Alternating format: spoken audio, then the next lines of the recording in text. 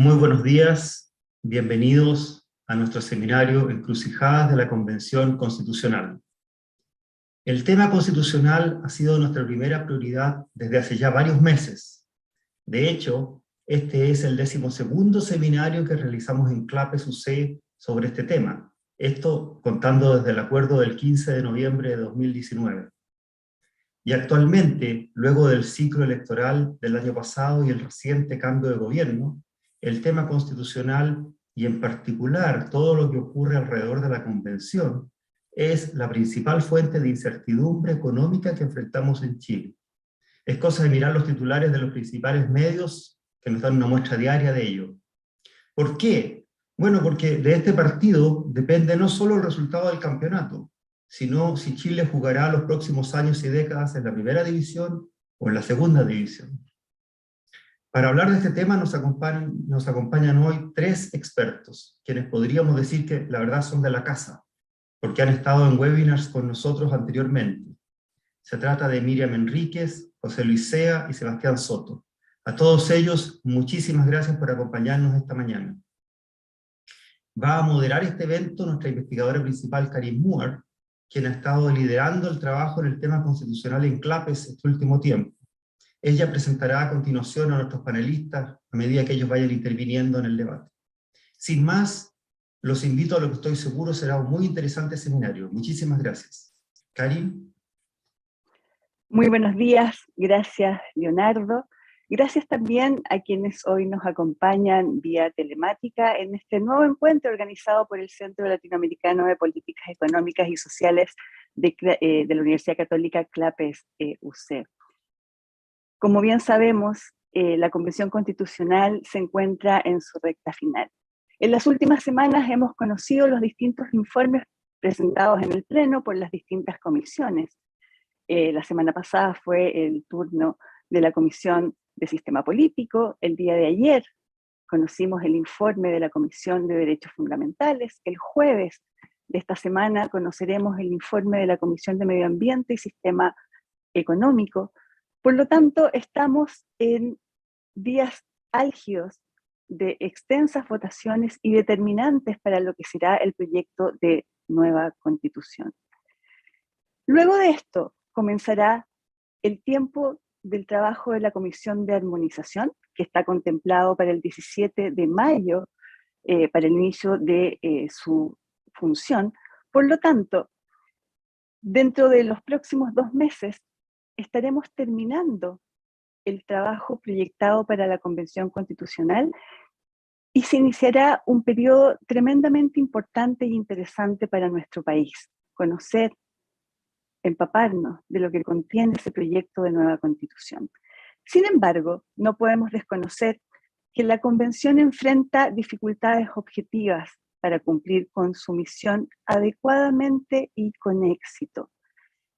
Nos aproximamos, bajo estas premisas, a lo que consideramos la más importante de las encrucijadas que enfrentará nuestro país: decidir si la nueva Constitución es o no buena para Chile, si la nueva Constitución responde o no a las demandas sociales que la motivaron, si la nueva Constitución nos trae un mejor Chile.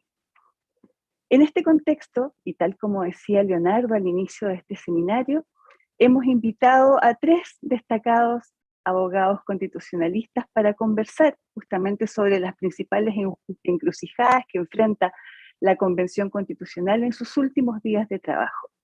Pero antes de darles la bienvenida y presentarlos, me voy a referir muy brevemente a la estructura de este encuentro. Vamos a comenzar escuchando a nuestros importantes panelistas invitados el día de hoy durante 10-12 minutos, para luego tener una conversación, un intercambio de ideas, en las que además sumaremos las preguntas que nos hagan llegar quienes hoy nos acompañan en este webinar a través de esta pantalla, y dejando sus consultas, comentarios en el chat que está habilitado en la página web donde están presenciando este encuentro. Tengo entonces el honor de dar la bienvenida y de agradecer la presencia, tal como señalaba recientemente Leonardo, de la profesora Miriam Enríquez, del profesor José Luis Sea y del profesor Sebastián Soto. Comenzaremos escuchando al profesor José Luis Segaña, quien es profesor emérito de la Facultad de Derecho de la Universidad Católica, expresidente de la Academia Chilena de Ciencias Sociales, Políticas y Morales, expresidente del Instituto de Chile, expresidente del Tribunal Constitucional, profesor titular de la Facultad de Derecho de la Universidad de Chile, investigador asociado a CLAPES-UC, es de la casa, doctor y máster en Derecho por la Universidad de Wisconsin, autor de numerosas publicaciones, entre las que hoy mencionaré solamente Derecho Constitucional Chileno en sus distintos tomos. Don José Luis, muy bienvenido, muchas gracias por acompañarnos. Le dejo la palabra. Quiero saludar en primer lugar a todos y cada uno de ustedes, y particularmente a Karin por sus siempre afectuosas palabras. Y tratando de atenerme al tiempo que se nos ha asignado, comienzo recordando lo que el año pasado, en el mes de julio, fue nuestro primer encuentro, nuestro primer seminario para CLAPES sobre el tema constitucional. Era el tiempo del inicio del trabajo de la Convención Constitucional y todavía no se visualizaban los derroteros, los caminos, las decisiones que podría tomar. Y por lo tanto hablábamos de enigmas. Y yo creo que era atinado calificarlos así, a los problemas, misterios o situaciones que no se imaginaba uno que podrían suceder con lo que es una constitución que es la norma básica de convivencia civilizada que tiene el Estado de Derecho y la democracia representativa. Muy bien, ¿qué ha pasado en estos 9 meses? ¿Y qué puede suceder en lo que queda todavía antes del plebiscito que ya ha sido anunciado para el 4 de septiembre próximo? Yo creo que ha sucedido lo que podríamos denominar con el mayor respeto una epifanía de la Convención Constitucional. Se ha manifestado, especialmente en los últimos 3 meses, diría yo, una cantidad de pronunciamientos que ya nos hacen pensar que el proyecto que viene va a ser extensísimo, y lo subrayo, extensísimo. No me extrañaría que bordee los 400 años. No hay constitución en Chile, de las 12 constituciones que hemos tenido en nuestra historia constitucional, que haya sido tan larga. Y la longitud tiene muchos inconvenientes. Yo personalmente soy un defensor de las constituciones breves y claras, que revelan que el constituyente ha tenido mucha lucidez al redactar. Pero a su vez han aparecido en esta epifanía, manifestación de voluntades de la Constitución, 2/3 para aprobar y a veces para rechazar numerosas disposiciones que están llamadas a figurar en el proyecto. No voy a detenerme en este punto, tal vez en la conversación con Miriam y con Leonardo o con Sebastián, podamos ir al examen de algunos. Pero yo diría que en general, desde mi punto de vista, son todos desafortunados. O sea, son pronunciamientos que me parecen a mí que no van orientados, no van dirigidos a la elaboración de una constitución como la que espera hoy día la mayoría de los chilenos. La verdad es que la opinión pública ha cambiado. Desde la elección desde la opción del plebiscito, que fue categórica en favor de una nueva constitución y en contra del rechazo, hasta la elección de los convencionales. Pero la primera encrucijada de hoy la encontramos precisamente en que encuestada la ciudadanía declara que no reelegiría a los convencionales que eligió hace un año y fracción atrás, porque no está de acuerdo con el trabajo que han realizado. Y esa manifestación de voluntad ciudadana se ve corroborada con 3 o 4 encuestas recientes que revelan que el rechazo estaría doblegando a la prueba. Y yo creo que esto es enormemente preocupante, porque si recordamos las palabras del expresidente Jaime Baza Mercado, pronunciadas en un programa de televisión el domingo pasado, el rechazo o una victoria estrecha del apruebo significan un momento de hecho, de facto, extremadamente peligroso para el país. Es que habrían incluso situaciones de facto, azonadas, barricadas, recrudecimiento a la violencia que no ha cesado, pero que se podría exacerbar y que vuelve muy difícil el futuro del país. Yo creo que es una gran oportunidad la que se está perdiendo. Porque yo reitero que haber suprimido entre los valores, por ejemplo, la dignidad de la persona humana como principio fundamental del humanismo, haber suprimido el bien común, objetivo esencial de la comunidad política, con autonomía para los grupos intermedios, y reemplazarlo por la idea, vayan ustedes a saber qué significa en la práctica, de buen vivir. Avanzar a un Estado plurinacional que nadie ha podido definir con exactitud, porque las identidades nacionales se vuelven 12 o 13 razas, grupos, etnias, etcétera, cada uno de los cuales reclama, incluso con efecto retroactivo, el reconocimiento no solo de su lengua, de sus tradiciones, de sus costumbres y maneras de ser, sino que también la retrocesión de tierras. Haber incluido, ¿no es cierto?, un Estado social que no es un Estado social de derecho.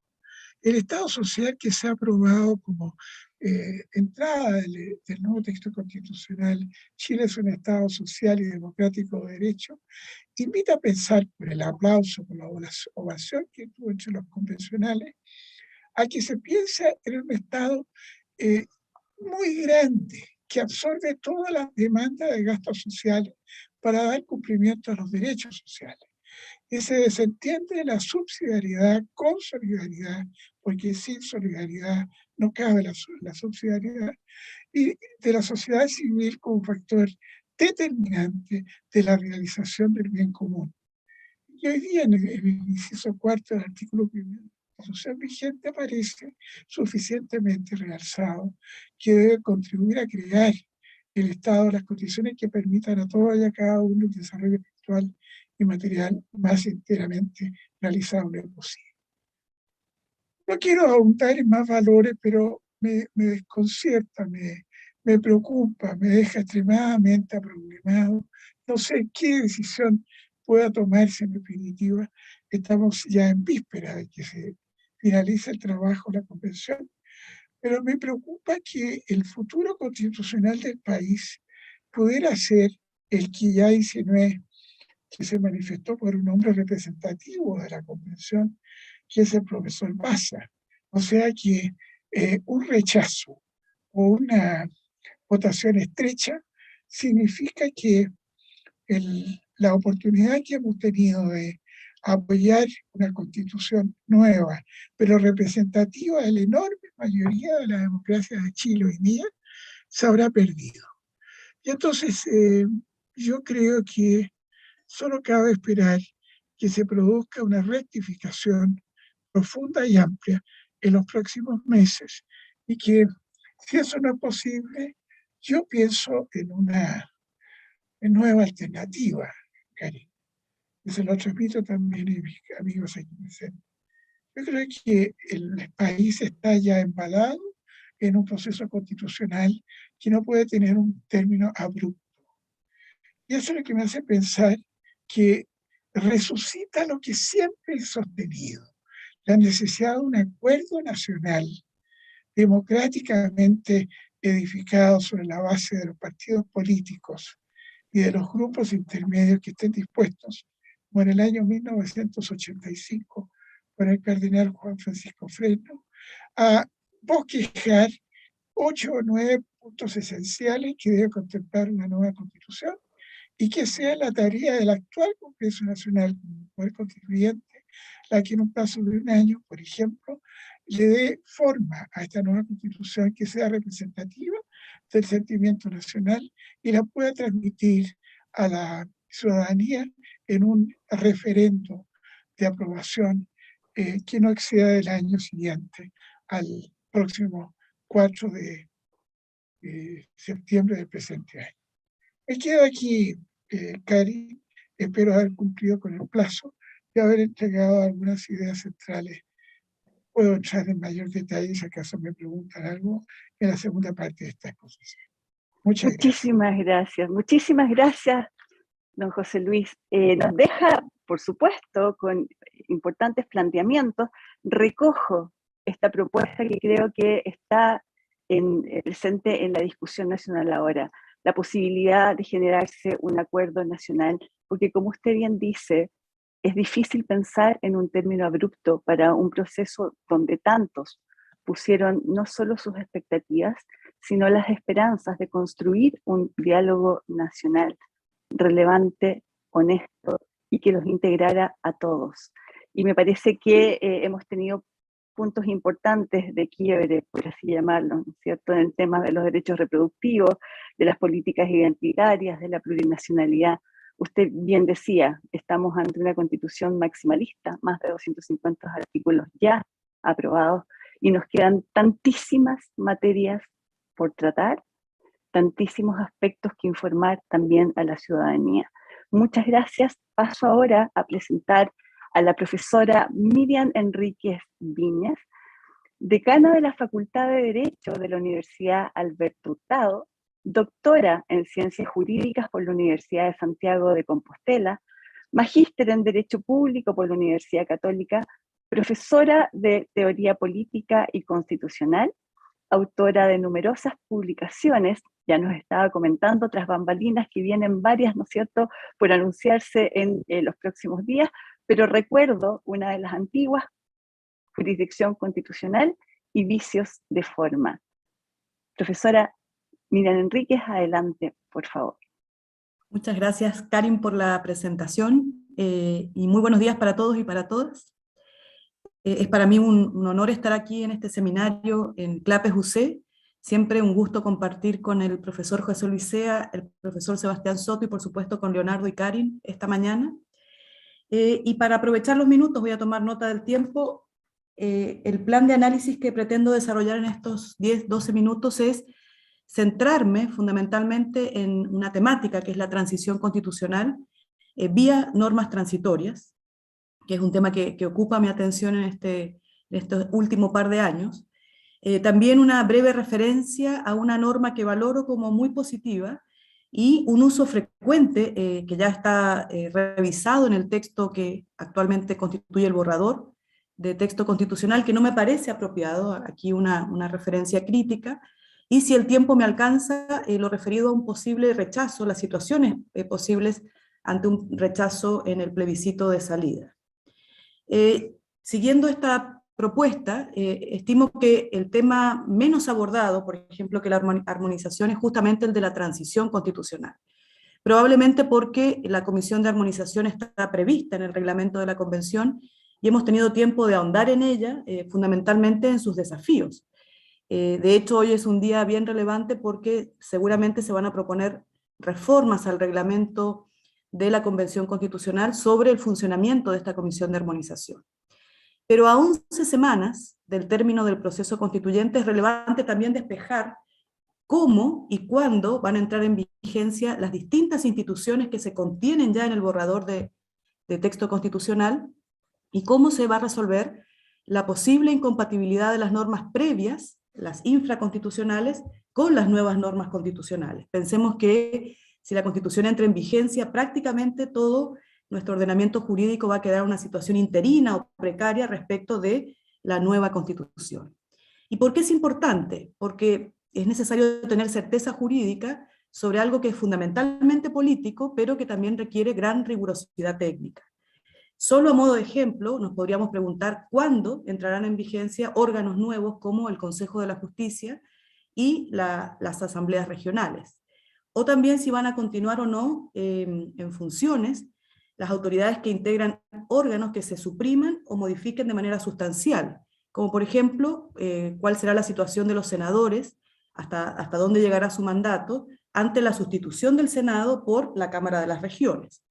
Y también, como ejemplo, si se van a contemplar periodos de vacancia para los jueces que están activos y que hoy tienen más de 70 años, sabiendo que la Constitución en su articulado aprobado por los 2/3 rebaja la edad de 75 años a 70 años. Y una cuestión muy importante, por ejemplo, si el presidente de la República, Gabriel Boric, podrá reelegirse al término de este mandato, y que es un tema claramente necesario de definir en esas disposiciones transitorias. Las normas transitorias cumplen una función siempre muy relevante cuando se reforma una constitución, pero el valor es central en las transiciones constitucionales, es decir, cuando se dicta una nueva constitución, ya para colocarla en vigor o para reemplazar o sustituir la constitución anterior y también las leyes que derivan de esta constitución anterior. Y estas normas transitorias tienen una serie de características, voy a nombrar solo algunas. Primero, tiene una función temporal, su referencia es a la aplicabilidad de otras normas, perdiendo su eficacia una vez que estas otras normas cumplen con su cometido. Su creación por el constituyente tiene un destinatario que generalmente no son los particulares, sino que es el aplicador del derecho, y estas normas transitorias tienen prescripciones con dos posibles conductas: aplicar las normas constitucionales o dejar de aplicar las normas derogadas en cierto plazo o bajo ciertas condiciones. Esta es una caracterización, yo diría, bastante general, porque como sabemos, en Chile a las normas transitorias se le ha dado un uso mucho más amplio que el que acabo de decir, y diverso. De hecho, toda la cuestión de los retiros y las reformas constitucionales vía normas transitorias nos dan un ejemplo de ello. Las normas transitorias pueden ser además de distinto tipo. A mí en este tiempo me ha interesado especialmente el caso de las normas transitorias derogatorias. Y en ese sentido, estas normas son las que establecen la cesación de la vigencia de una o varias disposiciones jurídicas. Estas pueden ser de dos tipos, expresas o tácitas, y las expresas pueden ser a su vez nominadas o innominadas. La derogación expresa nominada se da cuando la disposición derogatoria identifica con precisión el objeto y declara la derogación, y esta derogación se produce con independencia de que exista incompatibilidad normativa y no requiere la intervención de un intérprete del derecho o aplicador del derecho, produciéndose la pérdida de la vigencia con efectos generales. Esa es uno de los tipos de derogación. La otra, la innominada, no versa sobre disposiciones normativas específicas, sino sobre normas no identificadas, y requiere entonces, como la derogación tácita, verificar la incompatibilidad material de las normas por parte de los intérpretes. Las normas transitorias constitucionales, como se advierte en esta clasificación, brindan una certeza diferenciada según si se trata de normas nominadas o innominadas. Yo creo que esto es muy importante tenerlo a la vista. Pero la experiencia indica que los cambios constitucionales suelen considerar más frecuentemente normas transitorias innominadas. En este caso, como dije recién, será el aplicador del derecho quien deberá interpretar las normas, identificar eventualmente el conflicto normativo y resolverlo. Habiendo hecho estas distinciones, valoro como algo muy positivo que hoy se vote las modificaciones al reglamento de la Convención para aprobar una comisión de normas transitorias que discuta y diseñe la transición constitucional. Creo que en ese ámbito es necesario que las normas transitorias sean precisas y rigurosas técnicamente. Acá el llamado de atención que hacía don José Luis a la rigurosidad, a la claridad y a otra serie de características que debieran tener las normas jurídicas se hacen todavía más necesarias cuando es menester diseñar estas normas transitorias. Que idealmente se establezcan normas transitorias constitucionales, derogatorias, nominadas, porque como dijimos recién, brindan mayor certeza y previenen los conflictos normativos. Y si la Convención decide incorporar las otras normas, es decir, las transitorias innominadas, que sea consciente de que ellas operan como una derogación tácita, debiendo entonces prestarse especial atención al modelo de justicia constitucional que se defina. Eventualmente, si es una Corte Constitucional que se le atribuya o no, esta es una decisión que tiene que tener a la vista la Convención Constitucional, la facultad para resolver la inconstitucionalidad sobrevenida, o eventualmente establecer que esta sea una atribución de todos los tribunales de justicia para declarar la derogación tácita de los preceptos preconstitucionales. Este es un tema que no puede estar ausente en el debate de esa comisión de normas transitorias, porque en definitiva se indica o indica cuál va a ser el órgano encargado de resolver los futuros conflictos normativos, y van a ser muchísimos, porque este es un cambio constitucional profundo, tal como señalaba recién el profesor José Luis Sea. Destaco como adecuada y positiva la aprobación del artículo 1 del borrador de texto constitucional, que fue aprobado por el Pleno por 114 votos, porque recoge, yo creo, los principales pactos que ya delinean esta Constitución y que están a la base de las demandas sociales.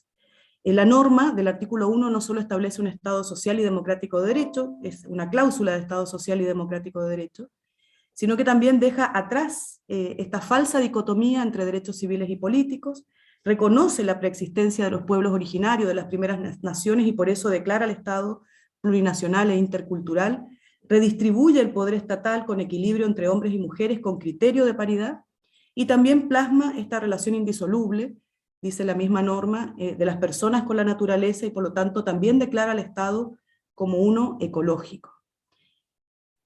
Pero por otro lado, si uno revisa también las normas aprobadas ya en el texto constitucional, me voy acercando a los 10 minutos, estimo como inapropiado, una mala técnica, el uso indiscriminado de expresiones como, y abro comillas, según lo determina la Constitución y las leyes.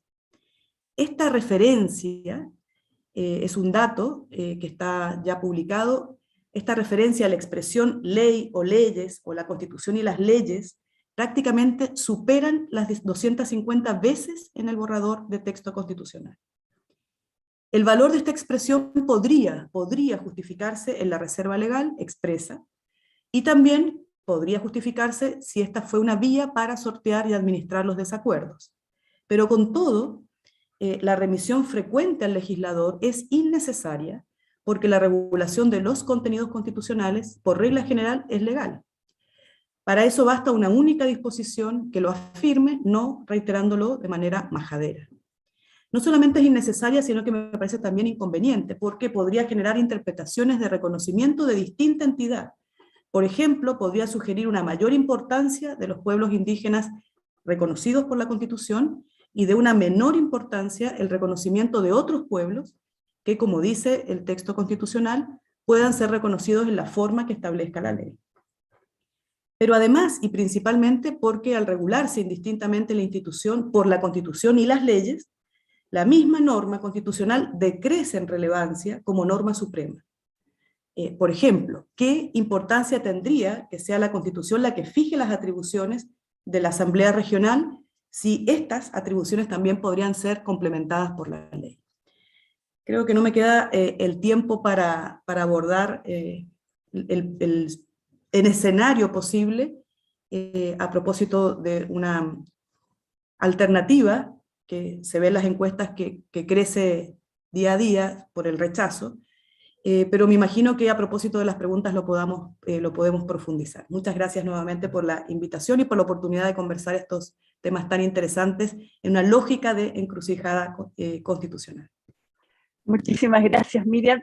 Tú lo has dicho, las preguntas más recurrentes hasta este momento, justamente considerar este escenario, ¿no es cierto?, que se nos abre ante las opciones que nos presentará el referéndum del 4 de septiembre.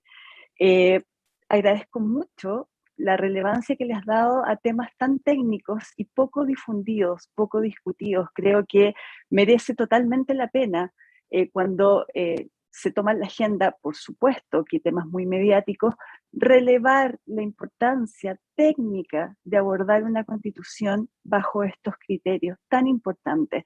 Sin duda la Comisión de Armonización será fundamental, pero claramente, y la votación de hoy día lo dirá, ¿no es cierto?, la modificación del reglamento sobre la discusión de las normas transitorias es fundamental. Además, creo que a esto debemos agregar algo que conversamos ya en su momento, que es el desafío de la reconstitucionalización, ¿no es cierto? De volver justamente sobre estos temas que son tan importantes para permear a la sociedad, para generar una adherencia, un apego a esta nueva normativa, ¿no es cierto?, que genera cambios tan profundos. Voy a dar ahora la palabra a nuestro tercer panelista invitado, el profesor Sebastián Soto Velasco, director del Departamento de Derecho Público de la Facultad de Derecho de la Universidad Católica, doctor en Derecho por la Universidad de Chile, máster en Derecho por la Universidad de Columbia y autor de numerosas publicaciones también. Uno de sus libros más conocidos es La Hora de la Reconstitución. Profesor Soto, por favor, tiene la palabra. Muchas gracias, Karin. Quiero partir agradeciendo a CLAPES UC por la posibilidad que tenemos de volver a reunirnos después de nuestro primer evento en julio del 2021. Han pasado muchas cosas desde entonces y por eso, Karin, Leonardo, les agradezco mucho esta nueva oportunidad. Y ciertamente también quiero agradecer y celebrar la posibilidad de tener este diálogo con don José Luis, profesor y maestro, y con Miriam, muy buena amiga, con la cual hemos compartido tantas reflexiones semana a semana en tantos otros eventos. Yo quiero contribuir a esta conversación tomando la idea de la encrucijada. La primera idea que comentamos en julio del 2021, cuando la convención recién partía, era los enigmas. Hoy día son las encrucijadas.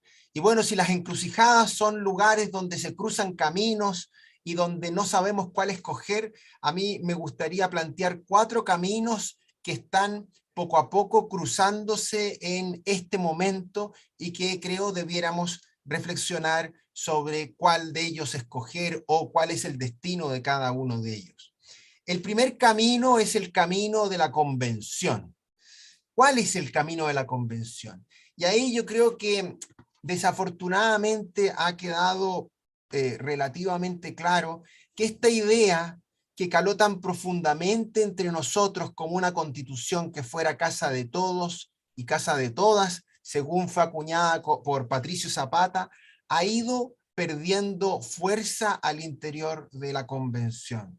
Hoy día pareciera que nos enfrentamos a una nueva constitución eventualmente partisana o al menos agobiante por su densidad, por la cantidad de declaraciones y también por la forma en que aborda ciertos temas tan evidentemente divisivos.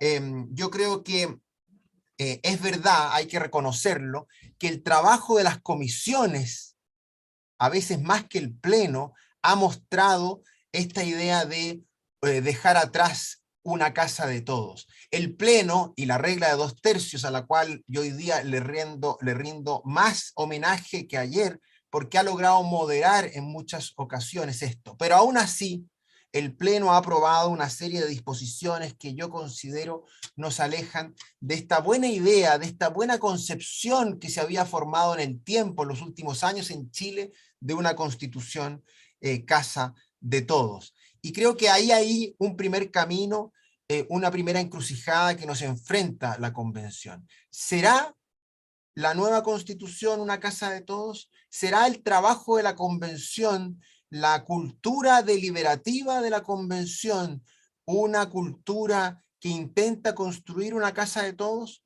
Yo creo que desafortunadamente en estos meses ya podemos apreciar que ese no es el camino que ha escogido la convención. Ya ha preferido, como digo, una constitución agobiante, una constitución llena de declaraciones, muchas de ellas tremendamente divisivas y en alguna medida también muchas de ellas completamente extrañas a la tradición constitucional chilena y a los textos de nuestras anteriores constituciones.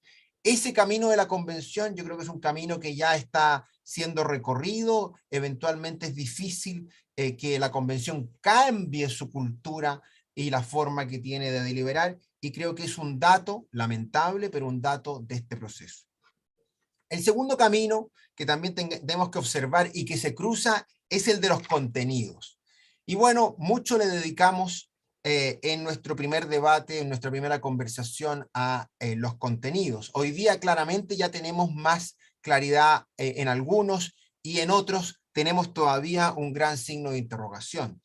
Podemos hablar de sistema político largamente, podemos hablar de un presidencialismo atenuado, que me parece un buen camino, pero repleto, lleno de algunos ripios, y dentro del cual a mí el que me parece más lamentable es la eliminación del Senado como lo conocemos en 200 años de nuestra República. Podemos hablar también de derechos, y ahí hay derechos tradicionales y se están discutiendo otra serie de derechos, y ahí quisiera yo tomar un punto, porque nos acercamos a la discusión de los derechos sociales, o estamos en la discusión de los derechos sociales. Y yo quiero advertir y recordar lo que escribió hace algunos años una profesora, Rosalind Dixon. Rosalind Dixon escribió un paper que se llama Constitutional Rights as Bribes, es decir, derechos constitucionales como sobornos. ¿Y qué es lo que decía? Decía que en algunos procesos constituyentes recientes, y analizó principalmente el de Ecuador y el de Fiji, en esos procesos constitucionales las convenciones utilizaron los derechos sociales como sobornos. ¿Y qué significa eso? Como fórmulas para convencer a la sociedad civil de aprobar esas constituciones, sin perjuicio, dice Rosalind Dixon, sin perjuicio de que esas nuevas constituciones lo que hacían era dañar la democracia. Y de paso entonces también dañar la satisfacción de derechos sociales. A mí me parece que una cierta lógica que eventualmente se está imponiendo, no digo que se esté imponiendo, pero eventualmente se está imponiendo, es la de tirar derechos sociales a la chuña para en alguna medida buscar el apoyo popular que hoy día parece esquivo. Esa fórmula está probadamente y está correctamente denunciada por la profesora Rosalind Dixon en este paper como una forma incorrecta de un constitucionalismo democrático. Y yo esperaría que la eventual tendencia a ofrecer derechos sociales a cambio de un régimen político debilitado, de un sistema de pesos y contrapesos inexistente, o de un sistema constitucional deteriorado, creo que no es el camino que debemos seguir. El tercer camino, ya no es solo, bueno, y en el camino de los contenidos creo que tanto don José Luis como Miriam han hecho dos puntos que son fundamentales. Uno, don José Luis, la idea de bien común y sociedad civil, parte fundamental de un capítulo primero que hoy día está muy nublado, muy oculto, esos dos conceptos, y Miriam, toda la idea y toda la discusión sobre reserva legal, que a mí me parece que cada uno de esos temas da para un seminario en sí mismo, o sea, son contenidos fundamentales que pudiéramos discutir. El tercer camino es el que cruza el plebiscito de salida. Y ahí la pregunta, creo yo, es ¿qué va a evaluar ese plebiscito de salida? Porque ese plebiscito de salida no va a evaluar el contenido de la Constitución. Nosotros probablemente como profesores de Derecho Constitucional nos pronunciaremos habiendo leído la Constitución en detalle en ese plebiscito, pero uno puede esperar que la ciudadanía vaya a pronunciarse por cuestiones mucho más líquidas, su apoyo no al gobierno, una mirada de la historia de Chile, una mirada del futuro, una mirada de los sueños, es decir, la discusión sobre el plebiscito de salida desafortunadamente no va a estar exclusivamente anclada a los contenidos de la nueva Constitución, al futuro sistema político que nos ofrece, sino que a una serie de otros elementos completamente sociológicos, incluso más propios del marketing, que en ocasiones pueden definir la elección. Y yo creo que eso es un tema que debemos considerar, principalmente en nosotros, profesores y profesoras de Derecho Constitucional, en una evaluación futura. Y el último camino de esta encrucijada, para ya mencionar 4, es la consolidación de la nueva Constitución o la pregunta por el cambio constitucional. La consolidación de la nueva Constitución es la pregunta en caso del triunfo del apruebo. Y a mí me parece que la consolidación está íntimamente ligada a su legitimidad. Y si tenemos entonces un plebiscito que replica los resultados de la segunda vuelta, o si tenemos un plebiscito que aprueba esto que David Lowe y Mila Bernstein han llamado como constituciones aparentes o como constituciones aspiracionales, en palabras de Michael Dorf, es decir, constituciones llenas de cláusulas dormidas, llenas de declaraciones que no tienen eficacia, llenas de simples ideas y sueños que no logran cuajar en la realidad de la vida de los ciudadanos, o si son constituciones desechables, en palabras de Neil Ferguson, o constituciones no apreciadas, en fin, todos ese tipo de apellidos que la doctrina suele asociar con constituciones no consolidadas, creo que tenemos un problema, y es ese una encrucijada también importante. Y ese mismo camino nos lleva a la otra opción, ya no la opción de la pregunta por la consolidación de una nueva constitución en caso del triunfo del apruebo, sino que una pregunta por el camino constitucional siguiente en caso de un rechazo, que es lo que planteaba don José Luis. A mí me parece que en ese caso lo primero que hay que descartar es esta idea de la extorsión de la violencia. Es decir, si es que gana el rechazo, vuelve la violencia. Eso es una extorsión inaceptable en un debate, a mi juicio, democrático, y creo que tenemos que ser muy fuertes en rechazar esa opción, que es la que, como nos recordó José Luis, insinuó el profesor Jaime Baza en un programa durante el fin de semana. Lo que sí tenemos que hacer es tomar decisiones rápidas, que reivindiquen la política, no que la reemplacen, que reivindiquen la política, que tome lo razonable del trabajo de la convención, porque el trabajo de la convención tiene aspectos que han modernizado nuestra nueva constitución, lo que pasa es que también tiene una serie de otros que a mi juicio no son correctos. Por eso que destaque esos elementos razonables de la convención, de nuestra tradición constitucional, del proceso constituyente de la presidenta Bachelet y de tantos otros para, sin despreciar la evidencia, proponer un texto que pueda ser aprobado tanto en el Congreso o eventualmente en un procedimiento distinto, pero eficaz y rápido. A mí me parece que ese también es un debate que tenemos que tener más temprano que tarde.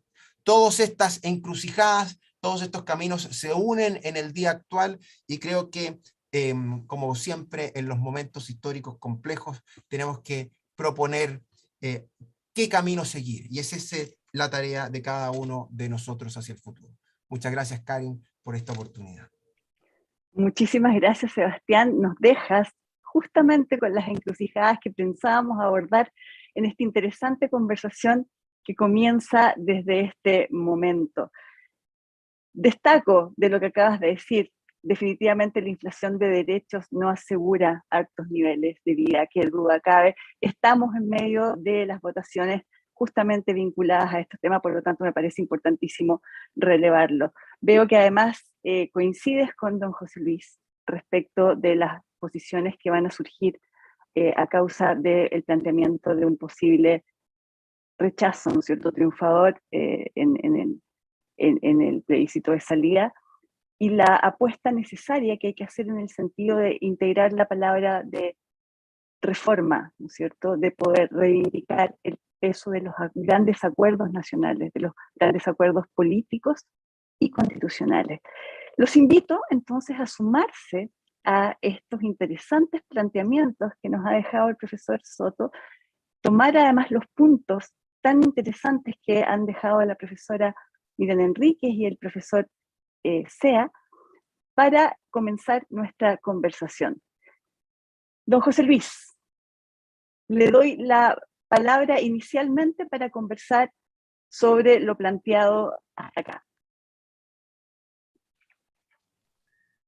Quiero agradecer en primer lugar la valiosa e interesante exposición de Miriam y de Sebastián, porque me ha permitido aprender. Yo creo que uno, a pesar de los años que tiene, debe tener en la vida esa actitud siempre, aprender. Entonces, al hilo de las exposiciones, yo he tomado nota de algunos puntos sobre los cuales manifiesto mi parecer, pero que reconozco son motivados por esta actitud de ponerme a escuchar para poder también aprender. La primera idea que yo quiero destacar es que Dios permita que en Chile tengamos alguna vez, y pienso en la nueva Constitución, una carta fundamental que sea de integración, cohesión, unidad y que fortalezca la legitimidad democrática del nuevo gobierno. Lo digo porque, desgraciadamente, desde la fundación de la República, y podríamos retrotraernos a la etapa colonial, Chile ha sido un país de exclusiones. De exclusiones. Quien gana el poder elimina o trata de excluir o subordinar al adversario político. Es una pésima concepción de la política. La política es una actividad noble, de unidad, de bien común, y no una persecución al que ha sido el que dominó antes y que ahora está subordinado.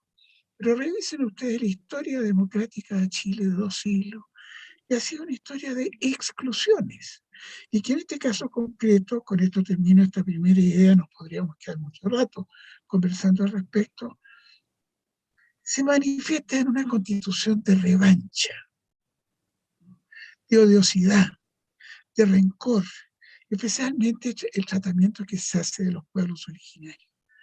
Yo soy partidario de considerar al máximo a los pueblos originarios, pero creo que se está cometiendo un gravísimo error al resucitar artificialmente cuestiones que habían sido con mucho sufrimiento y por muchos años apaciguadas o enderezadas para llegar a una solución razonable.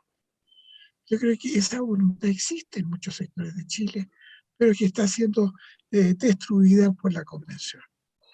La segunda idea que yo quisiera destacar es que yo comprendo la creación de la Comisión de Normas Transitorias. Las normas transitorias, y con todo cariño y respeto se lo digo a Miriam, se refieren a normas ya aprobadas de carácter permanente. Se trata justamente de qué manera resolver el paso de un sistema a otro de normas que ya han sido aprobadas, que ya están en el proyecto de Constitución y que se quiere saber cuánto se podría dedicar del tiempo a que esas normas se puedan llevar a la práctica. Yo reitero mi opinión, que salvo algunas excepciones, que por cierto existen, en general yo creo que el texto constitucional que está siendo elaborado no me representa. Y no representa, yo creo que una parte muy importante de la ciudadanía democrática de Chile. En tercer lugar, yo escuché con mucha atención la labor de la Comisión de Armonización, pero ¿no será un poco ingenuo suponer que a la hora nona la Comisión de Armonización va a resolver los problemas que han dejado durante tantos meses los miembros de la Convención discutiendo y rediscutiendo cuestiones, ¿no?, que las han dejado planteadas como si fuera la solución final de este país y que son, repito, a mi juicio, francamente equivocadas y por lo tanto contrarias al sentimiento mayoritario de la población hoy día. ¿Para qué me voy a detener a dar ejemplos? No son muchos. Hoy día vi, por ejemplo, yo solo me limito a esto, que se ha aprobado la negociación por áreas,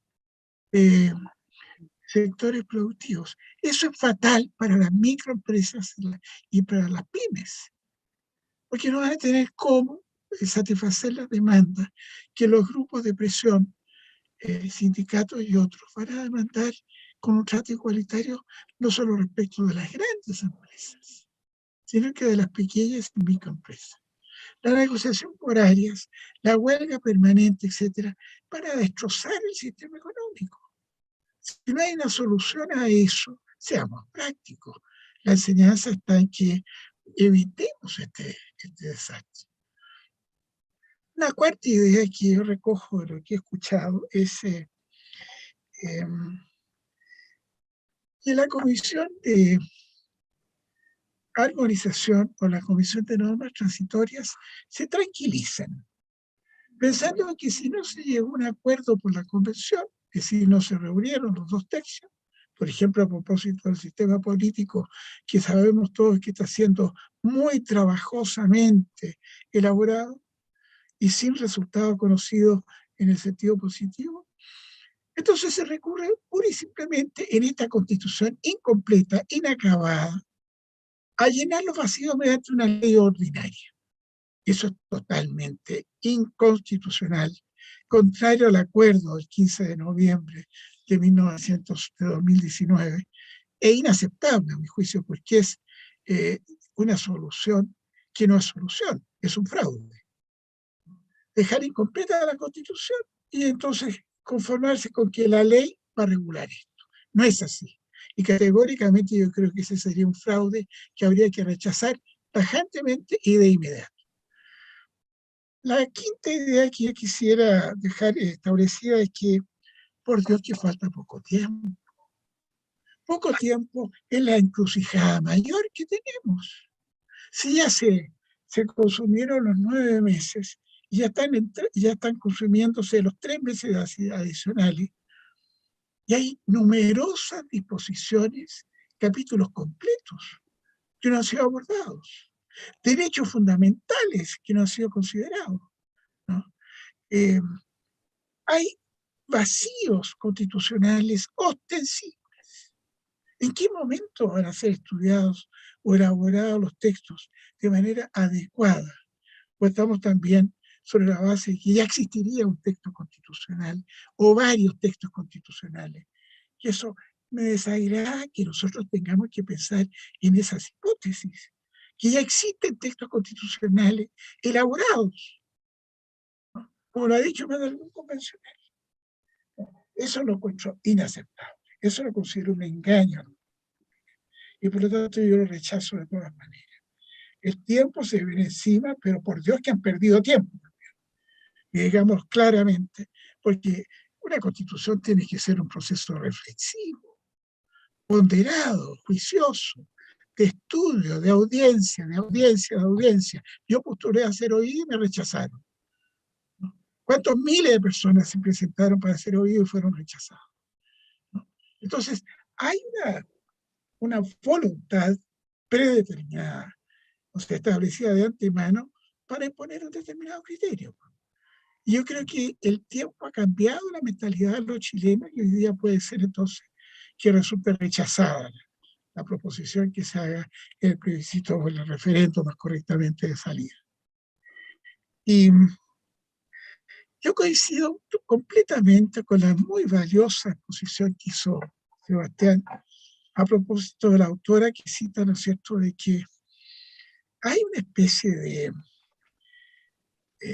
cohecho de la ciudadanía al aprobar con aplausos ayer, 19 de abril, una serie de derechos sociales que yo no sé cómo se van a pagar y lo cumplen. Menos todavía si acaso la sociedad civil queda reducida a la mínima expresión. En circunstancia que de ahí extrae el Estado todos los recursos económicos, humanos y de otra naturaleza para poder cumplir con sus finalidades, que son las de satisfacer los derechos de la primera, segunda y tercera generación. Por supuesto, yo defiendo los derechos sociales, pero tengo conciencia de que no hay parte del mundo, no hay parte del mundo democrático en el cual los derechos sociales no sean en gran parte satisfechos con la contribución de la sociedad civil autónoma e independiente. Aquí se ha partido de la base que hay un Estado social, como lo adelanté, que no es realmente un Estado social, en la vertiente alemana de 1949 o la vertiente belga actualmente.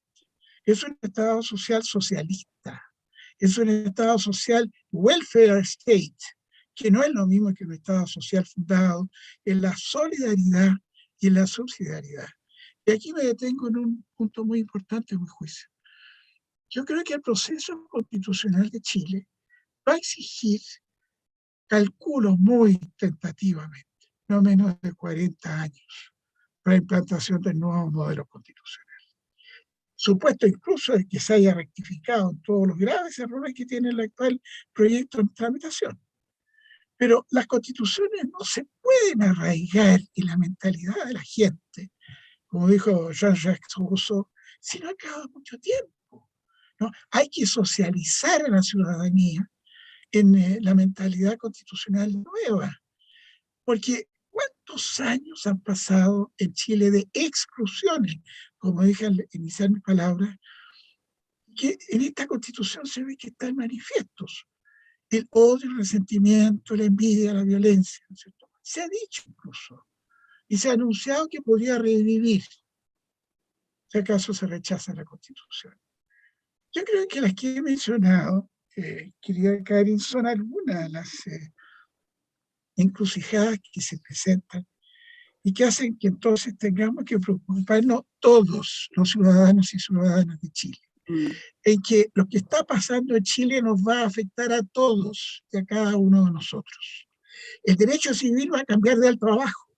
El derecho penal, procesal civil, tributario, el comercial, etcétera, etcétera, etcétera, van a tener que ser estudiados enteramente de nuevo a partir de los profesores, porque va a ser un cambio tan radical, tan estructural, tan profundo, que obliga a hacer textos nuevos, a escribir todo de nuevo, ¿no? Y a descifrar misterios, estos que todavía son los enigmas, ¿no? A descifrar misterios que hoy día no sabemos cómo los vamos a resolver, ¿no? Muchas gracias nuevamente y perdone que me haya extendido. No, agradecemos muchísimo, don José Luis, todos sus puntos de vista. Efectivamente, estamos siguiendo el camino de la Constitución del 25 con los pipiolos y, perdón, al revés, del 33 con los pipiolos y del 25 con los partidarios de Alessandri. Sin embargo, la idea es que esta Constitución no fuese la Constitución de la revancha, y ha sido la Constitución aparentemente no solo de la refundación, sino también de la revancha, lo que es muy lamentable. Miriam, yo he recibido varios comentarios vinculados fundamentalmente a que has sido una de las partidarias, ¿no es cierto?, de este proceso, lo has acompañado, lo has apoyado, trabajaste profundamente en derechos importantes para las mujeres, especialmente como el reconocimiento del trabajo doméstico, ¿no es cierto?, la paridad. Este proceso que hemos seguido atentamente durante todos estos meses y en los que has estado además activamente participando, ¿ha sido lo que esperabas, Miriam? ¿Qué planteas como necesidad urgente de cambios, de tomar el timón en un sentido distinto, quizás en los meses, escasos meses que quedan para el término de este proceso? Esta es una pregunta que me remece, Karin, porque efectivamente creo que desde que he podido pensar en cambios a la Constitución, probablemente la reforma del 2005, yo creo que ya varios de los que estamos aquí estábamos activamente involucrados, en el proceso constituyente de la presidenta Bachelet, también tuvimos la ocasión de participar activamente. Luego, cuando se inició el proceso, incluso como candidata, y siempre honrando la palabra que resultara o no electa, iba a tratar de contribuir con el proceso. Y mi afán siempre ha sido propositivo, es decir, no buscar criticar, sin entre tanto hacer algo por tratar de contribuir con lo que uno puede, en este caso probablemente con un conocimiento experto, que creo que es lo que tenemos en común los que estamos aquí en esta mañana. Y hasta el día de hoy trato de permanecer en esa lógica, porque creo que todavía es posible. Y por eso mis preocupaciones atienden a cómo se va a avanzar en estas 11 semanas que van quedando, cómo el espacio de una comisión de armonización, cómo el espacio de una comisión de normas transitorias pueden mejorar el trabajo que se ha desarrollado. Por supuesto que hay cuestiones que creo que hay que resolver, que hay que mejorar, y todavía espero que, no con ingenuidad, sino que ni con voluntarismo, sino que creo que todavía es posible mejorar algunos asuntos. También en el apoyo de una iniciativa popular de norma constitucional, que justamente ayer fue aprobada en el Pleno, que es la norma sobre el derecho a los cuidados, tuvimos la ocasión de participar. Entonces, la verdad es que en todos los roles, en la participación, como candidata, en fin, porque realmente creo que Chile tiene una oportunidad única de generar un cambio constitucional que esté acorde con las demandas sociales. Por eso sería muy lamentable, a mi juicio, que se perdiera esta oportunidad. Y en ese sentido, yo creo que una de las causas o de las razones que podría tener la ciudadanía, y por eso estoy a la vista con este asunto, de los caminos distintos que citó Sebastián para aprobar o rechazar en el plebiscito de salida, tiene que ver con el empalme del nuevo orden con el antiguo orden. Yo creo que ese es un factor que la ciudadanía sí va a tener en cuenta al momento de votar en el plebiscito. Porque si de repente la ciudadanía observa que esto va a ser de un día para otro, no progresivo, no gradual, yo creo que la mayoría se va a asustar, va a identificar que esto no es posible. Pero si los cambios son graduales, están bien pensados, la transición es una transición que genera estabilidad y que da certeza, yo creo que también van a ser elementos que puede considerar la ciudadanía al momento de aprobar. Yo creo que la Constitución hoy sí señala cuál es la situación, por supuesto, ante el rechazo, que es que esta Constitución, que la actual Constitución mantendrá su vigencia con todas las consecuencias que ello implica, porque la necesidad de cambiar la Constitución ya se instaló. Contra eso yo creo que hay pocas alternativas y por supuesto es justamente lo que hemos estado hablando durante este par de años.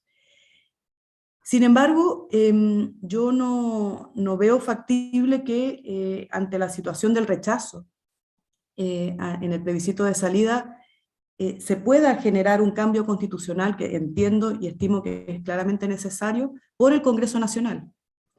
Porque hoy se concibe al Congreso Nacional como poco representativo de la diversidad de la sociedad chilena, al menos si se lo compara con la Convención Constitucional.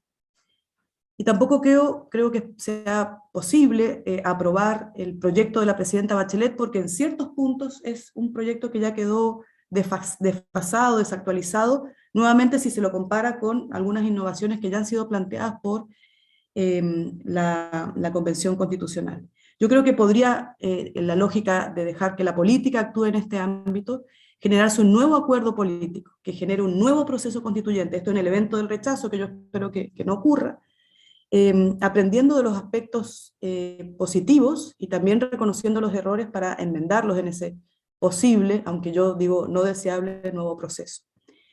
Si el plebiscito se aprobara, también como lo planteaba Sebastián, por un pequeño margen, yo no dudaría de la legitimidad, pero sí probablemente habrían problemas en su aplicación, en la eficacia, en la duración de la futura Constitución, y en ese sentido yo creo que hay que tener mucho ojo en un tema que tampoco se le ha dado tanta relevancia, son temas más técnicos, las normas transitorias, que es la reforma constitucional. O sea, la Constitución que se proponga tiene que tener un capítulo de la reforma que permita modificarla. Esta sería una alternativa para que una nueva Constitución, que eventualmente gane con un poco margen en el plebiscito, no se quiebre, sino que se permita adaptar a aquellos cambios que son necesarios. Hoy, la propuesta de reforma constitucional rebaja el quórum de los 3/5, 2/3 a los 4/7, pero en muchas materias, si es que no en todas, quedan sujetas a un plebiscito ratificatorio, y eso claramente rigidiza la Constitución. Y no sería bueno si es que el escenario que estamos identificando como la encrucijada de la falta del tiempo y de las distintas cuestiones que se han estado observando impidieran la reforma de la futura Constitución. Da para muchos más temas, pero claramente el tiempo siempre es tirano y no nos impide abordarlos a todos. Sigo Exactamente, gracias. Muchas gracias, Miriam. Yo sé que sí, yo sé que tú has sido justamente inspirada en ese optimismo, la forma en que has apoyado este proceso. Sin embargo, me parece que es imposible no desconocer, ¿no es cierto?, los problemas de legitimidad que se plantean. Discrepo un poco contigo, creo que es importante señalarlo respecto a la representatividad que tiene el Congreso versus la Convención. Creo que a lo mejor inicialmente sí se esperó que la Convención fuera representativa de todas las voces ciudadanas. Me parece que los hechos han demostrado lo contrario. Sin embargo, me parece también que es importante plantearse ya con claridad qué va a pasar con una Constitución que no solo va a chocar con esa legitimidad, ¿no es cierto?, sino también va a probablemente ser inviable en muchos aspectos. Eso ha quedado ya demostrado en muchas normas aprobadas y que de ser aprobada la Constitución probablemente también va a generar un tropiezo importante para el propio gobierno, ¿no es cierto?, actualmente vigente. Hay muchos temas efectivamente asociados, no quiero extenderme más, producto de que nos quedan pocos minutos, se pasa tan rápido, y quiero escuchar al profesor Soto y sus comentarios respecto de esta tremenda encrucijada que tenemos y la transición a lo mejor de este rechazo a una reforma. Sebastián. Gracias, Karin.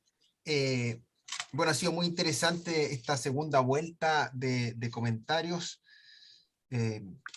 Yo quisiera coincidir con el profesor Sea en la dificultad de pensar la comisión de armonización como esa comisión que al inicio quizás de todo este proceso pensábamos que podía ser una comisión de reconciliación. Y pienso que la comisión de armonización va a ser entonces simplemente una comisión que va a cortar y pegar, pero sin una capacidad como para generar un gran consenso. También me generó mucho interés esta idea del profesor Sea de cómo va a cambiar el derecho con la eventual nueva constitución.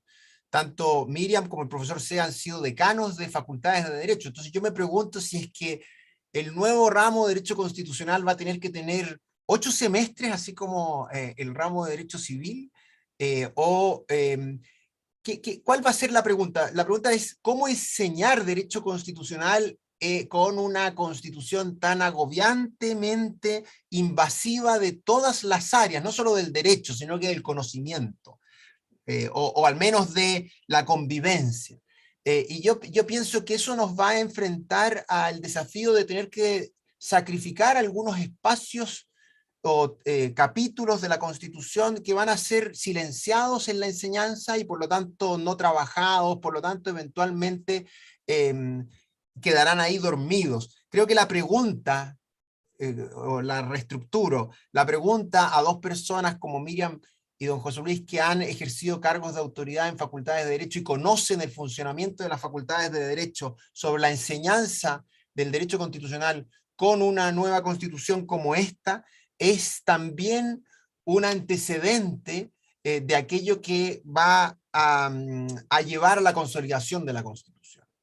Y pienso que ahí el profesor Sea plantea un punto crucial, porque a mí no me gustaría que el constitucional se tomara toda la perspectiva de la enseñanza del derecho. Creo que eso sería un error, eso sería una mirada totalmente constitucionalizante del derecho, y si bien a los profesores de derecho constitucional eso nos pudiera tentar, es sin duda un espacio que empobrece la reflexión jurídica si algo como eso pudiera ocurrir. Luego también me parece que, bueno, Miriam plantea temáticas muy sugerentes. Me gusta mucho lo que ella dice en cuanto a mirar la gradualidad de cambios y para esto la importancia de los transitorios. Quizás Miriam confía más de lo que yo había pensado hasta ahora en los transitorios como un camino de gradualidad. Puede ser que yo no lo haya visto con esa perspectiva y se me abre una pequeña esperanza a la gradualidad, pero bueno, está por verse cuál va a ser el camino de los transitorios. Y ahora sí voy a tu pregunta, Karin, sobre esta gran encrucijada que es el referéndum que viene hacia adelante. Yo quiero coincidir en que vivimos en el ocaso de la Constitución actual. A mí me parece que no podemos pensar que un eventual triunfo del rechazo nos va a volver a un momento previo al referéndum del 25 de octubre del año pasado, en donde hubo un porcentaje tremendamente mayoritario que aprobó el inicio de un cambio constitucional. Tenemos que hacer dialogar ese resultado, ese momento, con lo que ha pasado. Y yo lo haría dialogar de la siguiente forma. Yo diría, la ciudadanía se entusiasmó con un momento constitucional. Muchos, yo quiero confesarlo, yo lo he dicho, yo también creí que ese era el camino para salir de la crisis política, que el camino de la nueva constitución era el camino para salir de la crisis política. Y si bien yo fui muy crítico hasta el 18 de octubre de todo el debate por una nueva constitución, el 18 de octubre y el acuerdo político del 15 de noviembre a mí me hicieron sentido como un camino institucional para salir de una crisis. Pues bien, la pregunta es si ese camino ha dado respuestas adecuadas a la crisis institucional, y yo creo que no las ha dado, hasta la fecha al menos. Y por eso entonces, si el plebiscito de salida, el referéndum de salida, es un referéndum en donde el rechazo se impone, lo que está respondiendo la ciudadanía ahí es que el trabajo de la convención, la propuesta de nueva constitución, no fue el camino. Pero entonces tenemos que abrirnos y preguntarnos cuál es ese camino. Y ahí es donde yo creo que está todo abierto. Y lo único que tenemos que intentar es reivindicar la política, porque si algo ha ocurrido en estos meses es que la convención nos ha querido hacer creer que en ellos está la representatividad mucho más que en el Congreso o en la política regular. Y yo creo que eso es una equivocación. La convención no puede pretender estar un piso más arriba en su legitimidad, en su representación, porque al final eso es una cuestión que se gana día a día. Y si es que el rechazo finalmente se impone, lo que se va a cuestionar no solo es el contenido de la nueva constitución, sino que todo el trabajo de la convención. Y entonces tenemos que aprender de aquello. Y eso significa, creo, reivindicar la política. ¿Esto quiere decir acaso que entonces sea el Congreso el único que deba redactar la nueva constitución? No, no lo creo. Como Miriam, yo creo que debe haber un acuerdo político masivo. Y ese acuerdo político, creo, debe radicar la decisión principalmente en el Congreso, pero no es exclusivamente en el Congreso. Es decir, yo, si lo puedo decir gráficamente, el lápiz lo tiene que tener el Congreso para escribir, tomando todos los insumos, la nueva Constitución, pero la ciudadanía debe también tener la posibilidad de incidir, sea a través de un nuevo plebiscito de salida o de otras fórmulas de incidencia importantes. Yo creo que quizás es todavía muy temprano para proponer y definir un proceso. Lo que sí, y en esto coincido, es que debemos pensar, ponernos en esa posición, promover un acuerdo político masivo y dejar una y otra vez condenar con máxima intensidad a aquellos que nos amenazan con el surgimiento de la violencia nuevamente si es que se impone el rechazo. Yo creo que eso es una trampa, yo creo que eso es una carta que no debemos aceptar porque es una carta del miedo y de la extorsión. Y lo que nosotros tenemos que hacer es, como digo de nuevo, promover un gran acuerdo político en caso que se imponga el rechazo. Muchas gracias, Sebastián. Fascinante escucharlos a los tres. La verdad es que creo que hay amplias coincidencias. Lo planteó desde el inicio don José Luis Cedegaña, lo reiteró Miriam, y cierra Sebastián con la mención a la construcción de un acuerdo nacional, un acuerdo político, que hay que tener presente, independientemente de que aún es pronto, ¿no es cierto?, para establecer eso como el camino a seguir. Hay tiempos, hay oportunidades, la convención aún está trabajando, estamos atentos a lo que finalmente será el proyecto de nueva constitución que se votará en el referéndum del 4 de septiembre. Me encantaría poder volver a darles la palabra a todos para seguir conversando, pero estamos a 2 minutos del término de nuestro encuentro del día de hoy. Creo que será necesario volver a invitarlos para continuar esta conversación. Agradezco muchísimo a cada uno de ustedes por su tremendo aporte a un tema tan importante. Sin más, le doy la palabra a Leonardo. Muchas gracias, Karin. No quiero tomar más tiempo, ya estamos en la hora. Simplemente volver a agradecer a José Luis, Miriam y Sebastián por una muy, muy buena sesión. Hemos pensado muchas cosas, puesto muchas cosas sobre la mesa. Me quedo con una sensación, desgraciadamente, no muy optimista, pero no comparto mucho el optimismo de Miriam, pero solo queda esperar y ojalá que todo esto resulte bien. Y nos veremos seguramente en un próximo seminario, no mucho tiempo más, porque estas cosas van evolucionando, nos quedan 11 semanas, así que Por seguro nos veremos en un próximo seminario de CLAPES. Muchas gracias nuevamente, gracias Karin, y muchas gracias a todos quienes estuvieron hoy día conectados escuchándonos. Que tengan un buen día.